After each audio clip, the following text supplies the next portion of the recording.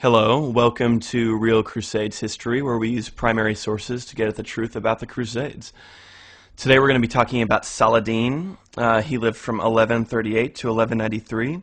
He was Sultan of Egypt and Syria during his life, and he was a Kurdish Muslim, very well known for being a strong opponent of the Crusades movement of the West.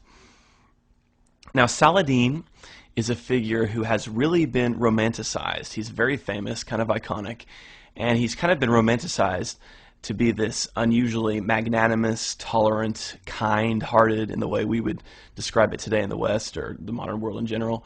And the reality, of course, is that Saladin was not unusually tolerant or magnanimous. And so we're going to look at that today by examining some primary sources exclusively by Muslims from the medieval period and all written during the Crusades era. And these sources are collected in a book called Arab Historians of the Crusades, which is really essential to anyone who wants to understand the Crusades. We're going to start off by taking the issue of tolerance. Was Saladin unusually tolerant? To do that, we're going to look at Baha ad-Din, a writer who entered Saladin's service in 1188 and was with him until his death. Baha ad-Din writes, "He, Saladin, hated philosophers, heretics, materialists, and all the opponents of the law. For this reason he commanded his son al-Malik az-Zair, prince of Aleppo, to punish a young man called as-Surhawardi, who called himself an enemy of the law and a heretic. His son had the man arrested for what he had heard of him and informed the Sultan, who commanded that he be put to death. So he was killed and left hanging on the cross for several days." Al-Surhawardi was a philosopher, a medieval Muslim philosopher who was very interested in some of the ancient pre-Islamic Persian learning and philosophy. And of course that did not square with Saladin's interest in total Islamic orthodoxy in the areas he ruled. This episode makes it pretty clear that Saladin was not interested in a plurality of ideas being exchanged within his territories. We're going to turn to another passage from Baha ad-Din. "No sooner had he," Saladin again, "come down from the Tal than a Frank captured from the enemy army was brought to him. He invited the man to embrace Islam, and when he refused, gave the order for his head to be cut off, which was done in his presence." So this is an example of Saladin dealing with a Christian prisoner.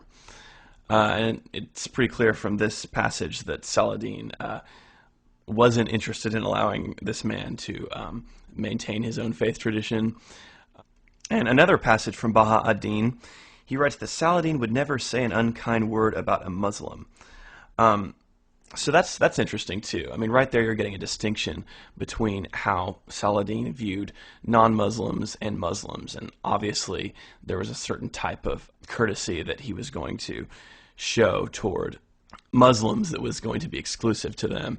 Now, this isn't to say that Saladin was always cruel to people who were Christians, but as we can see here, though, it's pretty clear that Saladin wasn't interested in some sort of plurality of cultures like Christianity and Islam existing on an equal footing within society. He believed in Islamic dominance. Next, we're going to take a look at Saladin's career as a military man, his military conduct. Was he unusually good-hearted, kind in his military campaigns? Of course he was not. He was a very effective conqueror, and he was quite ruthless. We're going to turn now to Ibn al-Athir, who was a Mesopotamian Muslim, an eyewitness to Saladin's career. This is before the siege of Jerusalem. Ibn al-Athir writes, "Saladin sent guerrilla bands from the Tiberias region who devastated the Frankish lands and returned unscathed." Well, of course, he's talking about hitting lands where there's going to be a lot of civilians, so Saladin obviously didn't have a problem killing civilians in the cause of his military advancements. From the same author, "While the prince," he's referring to a crusader prince, "was besieged and powerless to defend his lands, and fear of al-Afdal's army kept the other Franks immobilized at home, Saladin was free to besiege and pillage, burn and ravage the whole region," which he did. So once again, pillage of what was undoubtedly going to be a lot of peasants in an act of warfare.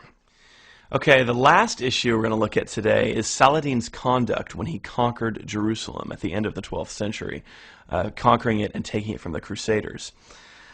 Now, there has often been this kind of talking point that Saladin was an example of kindness and civility towards the Christians when he took Jerusalem, as opposed to the brutal conquest of Jerusalem by the Crusaders almost 100 years prior. This is absolutely false. Saladin was not interested in showing kindness and mercy towards the Christians of Jerusalem.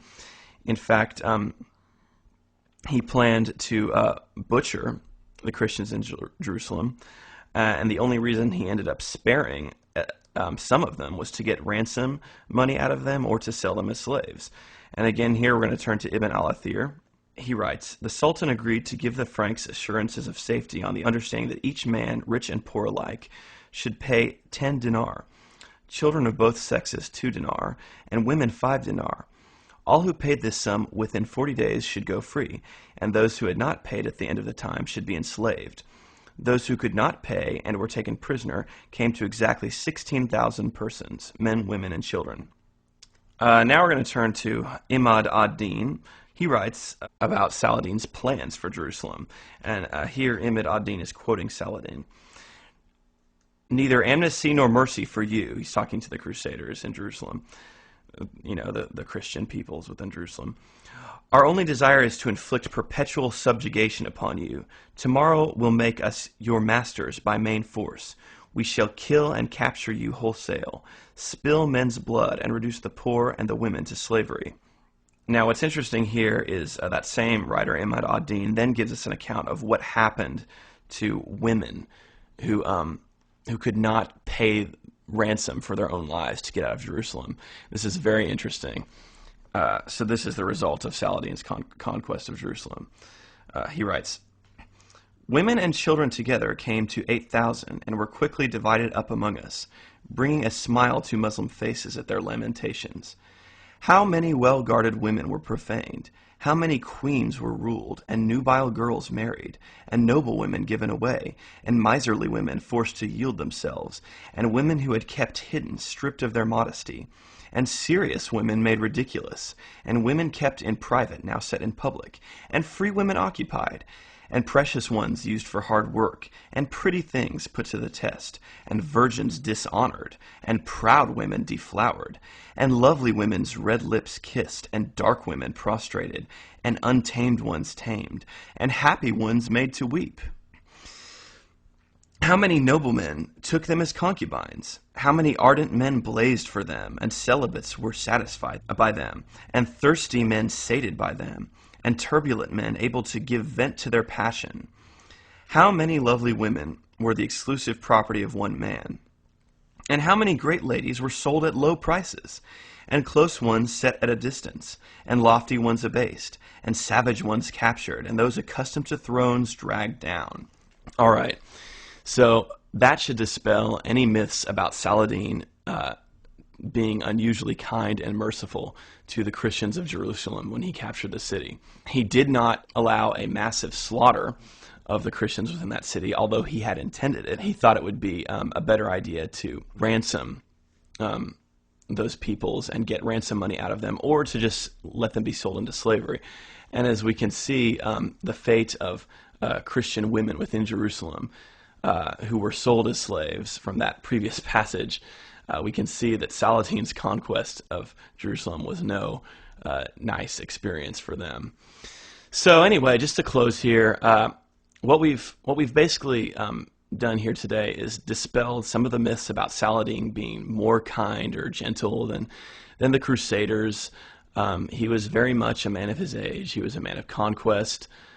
He was not interested in religious plurality, and he wanted to completely dominate his enemies, and he wanted to subjugate Christians to total Muslim rule to the point of enslaving Christians.